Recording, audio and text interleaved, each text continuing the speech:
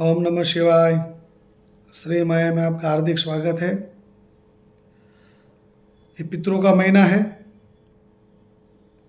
भाद्रपद की जो अमास रहती है यानी 21 तारीख, वो सबसे बड़ी अमावस्या है।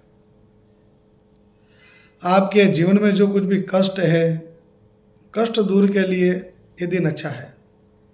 यानी सबसे पहले तो आपको आपकी माता पिता की सेवा करनी है।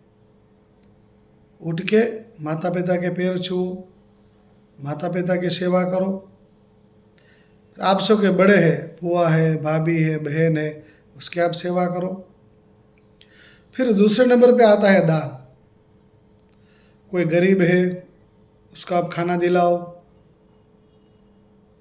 ब्राह्मण बहन, बुआ बहन, उनको घर पे बुलाओ, सबको खाना खिलाओ और सबके आप आशीर्वाद लियो। आशीर्वाद देने से ही आपका कल्याण होगा और सेवा करने से ही आपका कल्याण होगा। जो कुछ भी बाधाएं हैं वो सब ऑटोमेटिकली आउट हो जाएगी सेवा करने से। अस्तु। नमः शिवाय। हरि ओम।